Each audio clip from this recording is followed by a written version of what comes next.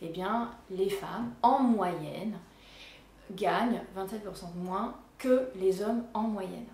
Donc là-dedans, il y a toutes les différences professionnelles sur le marché du travail entre les femmes et les hommes. C'est-à-dire que là-dedans, il y a le fait que les femmes sont moins souvent cadres, qu'elles travaillent plus à temps partiel, qu'elles sont dans des secteurs d'activité moins rémunérateurs, etc., etc.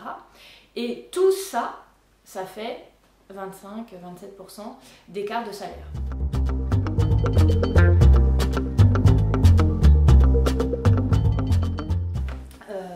Dans le cadre réglementaire en France, il y a le grand principe d'égalité de traitement. Donc le grand principe d'égalité de traitement, travail égal, salaire égal, c'est un principe fondateur qui date d'après-guerre et qui a été très important, qui a permis par exemple de voir la suppression des grilles de salaire pour les femmes qui pouvaient exister avant, où on pouvait avoir des grilles de salaire spécifiques pour les femmes et pour les hommes, avec des salaires inférieurs pour les femmes légalement, entre guillemets. Donc ce principe-là a permis la suppression de tout ça, et c'est un principe fondateur fort. La seule chose, c'est que ce principe, en définitive, il est compris et diffusé dans sa définition la plus restrictive, c'est-à-dire travail égal, salaire égal. Or, le cadre réglementaire en France, principalement donc à la suite de la loi Roudy de 83, nous dit aussi un salaire égal pour un travail de valeur comparable, et pas uniquement un salaire égal pour un même travail.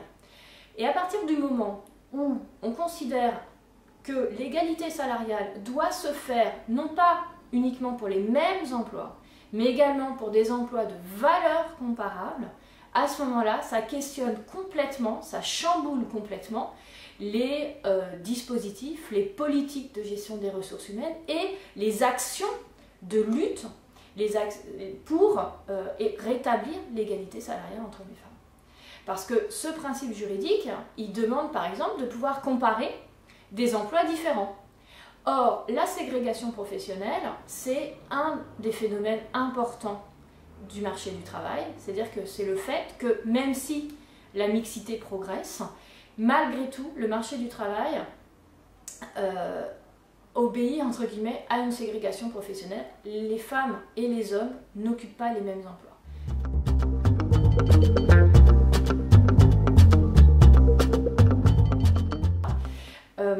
Et cette ségrégation professionnelle, elle gêne l'application de l'égalité salariale. C'est-à-dire que si on dit « Ah ben c'est juste travail égal, salaire égal », ben, si les femmes elles font pas le même travail, elles n'occupent pas les mêmes emplois, à ce moment-là on ne peut pas appliquer l'égalité salariale. On dit « Ah ben c'est différent ».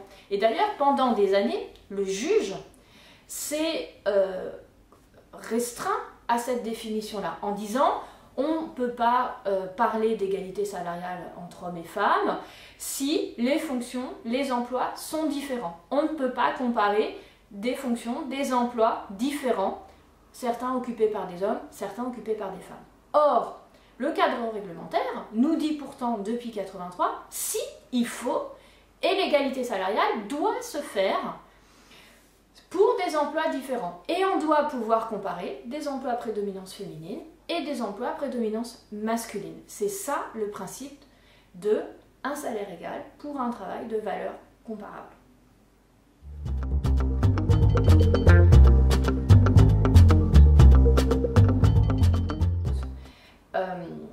Donc on va rentrer en fait dans des comparaisons d'emplois.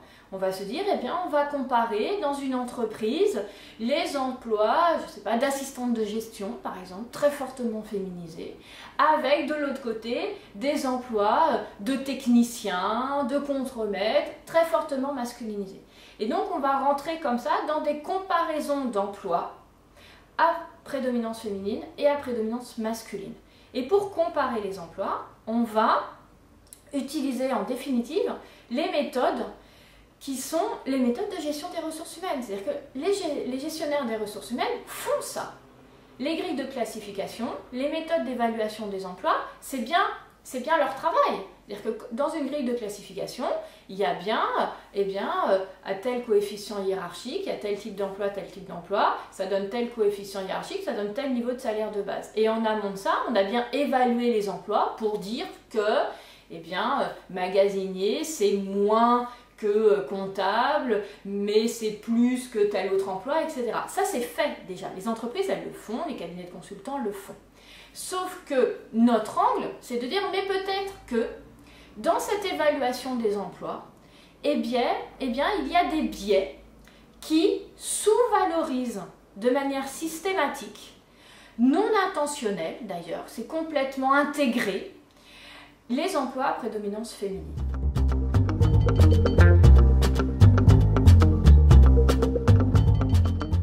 Peut-être que les méthodes d'évaluation des emplois et la manière de valoriser, de reconnaître la valeur des emplois est discriminante avec la notion de discrimination indirecte. C'est-à-dire peut-être que ces méthodes-là utilisent des critères d'évaluation qui sont apparemment neutres, bien évidemment, il n'y a plus de critères ouvertement sexistes où c'est marqué on met moins pour les femmes, etc. Ça, bien évidemment, ça n'existe plus. Mais des critères qui sont apparemment neutres, mais qui, une fois qu'on les applique, vont sous-valoriser systématiquement les emplois occupés majoritairement par des femmes ou survaloriser systématiquement les emplois majoritairement occupés par des hommes. Et donc, aujourd'hui, il y a toute une réflexion qui est menée pour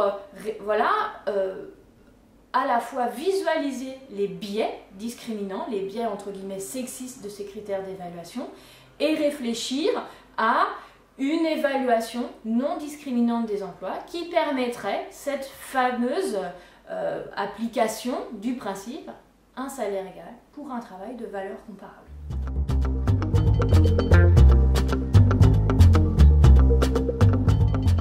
Donc là, actuellement, il y a aussi un groupe de travail au sein de la HALD qui s'affaire justement à cette question.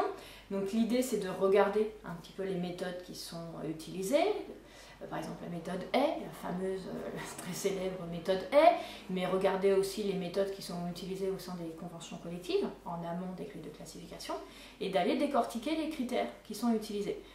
Et parallèlement à ça, la loi donne des critères. C'est-à-dire que quand la loi nous dit qu'il faut l'égalité de salaire pour un travail de valeur comparable, la loi nous donne des critères. Elle nous dit on va regarder le niveau de qualification, on va regarder les capacités professionnelles, on va regarder les responsabilités et on va regarder la charge physique ou nerveuse. Donc ça, c'est les 4 grands critères qui sont donnés déjà dans la loi de 83 et qui sont dans le Code du travail aujourd'hui. Alors après, on va regarder aussi comment ça se croise avec les méthodes d'entreprise ou les méthodes de branche. Et alors, par exemple, on peut questionner le critère responsabilité. Parce que bien évidemment, on peut dire, ah bah oui, un emploi qui a des fortes responsabilités doit gagner plus qu'un emploi qui a moins de responsabilités. Bien sûr, ça justifie des différences de salaire, bien sûr. Sauf que, comment on évalue la responsabilité d'un emploi? Et là, on s'aperçoit que la façon de considérer la responsabilité d'un emploi va systématiquement sous-évaluer les emplois à prédominance féminine. C'est-à-dire que la responsabilité en entreprise et dans les branches est forcément associée à des responsabilités économiques, financières, budgétaires ou à de l'encadrement direct. D'accord ? Responsabilité envers une équipe directement. Mais où sont les autres formes de responsabilité? Responsabilité envers les personnes, au sens large, c'est-à-dire responsabilité envers des collègues, mais aussi envers des malades, envers des enfants, envers des personnes âgées. Où est la notion de responsabilité envers des personnes? Inexistante, ou très peu, ou uniquement sous l'angle de l'encadrement. Et donc, une infirmière qui, de nuit, a la responsabilité de tout son étage avec 10-15 lits, ah ben elle n'a pas de responsabilité d'encadrement parce qu'elle n'encadre pas, mais pourtant il y a de la responsabilité envers les personnes.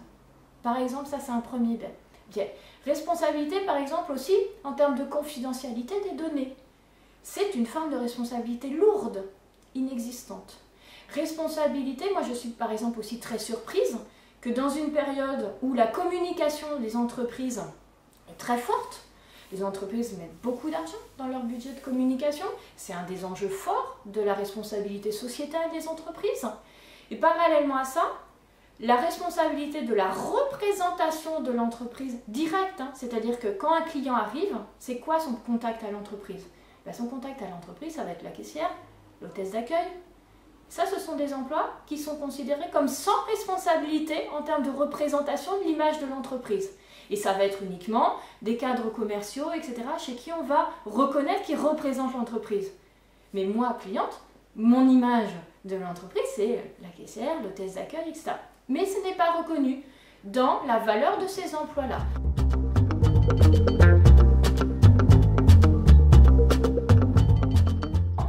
Ça veut dire aussi, réfléchissons à l'égalité salariale en arrêtant de se dire la seule solution pour que les femmes gagnent autant que les hommes, c'est que les femmes fassent les mêmes métiers que les hommes.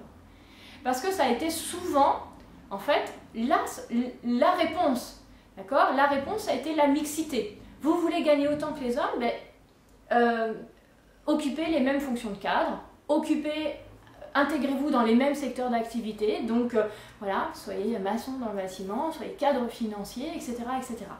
Alors ce qu'on voit, c'est qu'en fait c'est pas si simple, c'est-à-dire qu'il y a des obstacles à la mixité, que même les directeurs financiers femmes sont soumis à des discriminations, alors cette fois-ci directes en fait, il y a plein de cas où on constate qu'elles vont toucher moins que la personne qui occupait leur poste avant par exemple, ou la personne qui occupera leur poste après, si ce poste sera occupé par un homme, etc. Donc là il y a des cas de discrimination directe qui existent encore. Et puis il y a un autre point qui est que les jeunes femmes, il y a plein de jeunes femmes qui font le choix de se dire non mais moi je veux pas être maçon, je veux être infirmière.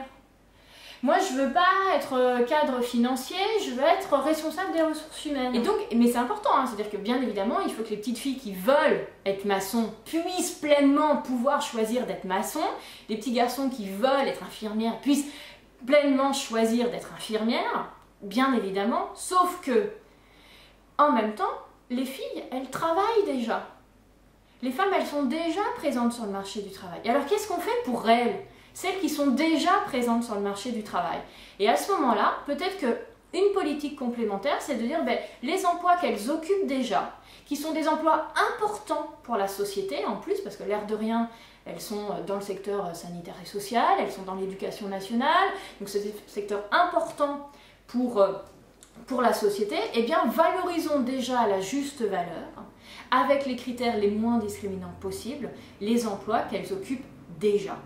Voilà, donc ça je pense que c'est une approche complémentaire à l'approche par la mixité, et qui n'est pas, parce qu'il y a eu souvent, on a beaucoup décrié, on nous a dit oulala, vous légitimez la ségrégation, vous voulez pas que la ségrégation change, etc. Non, c'est pas ça, simplement c'est très long. Donc peut-être qu'il y a une autre façon aussi de réfléchir par rapport au constat tel qu'il existe. Et puis voilà, il continuera à avoir peut-être plus de petites filles qui voudront d'être infirmières. Voilà. Et donc, qu'est-ce qu'on fait pour ces emplois d'infirmières-là? Voilà, c'est une façon complémentaire. Et d'ailleurs, si on valorise autant peut-être les emplois d'infirmières et les emplois de gendarmes, peut-être qu'on aura des garçons qui viendront dans les emplois d'infirmières et des filles qui iront dans les emplois de gendarmes. Voilà.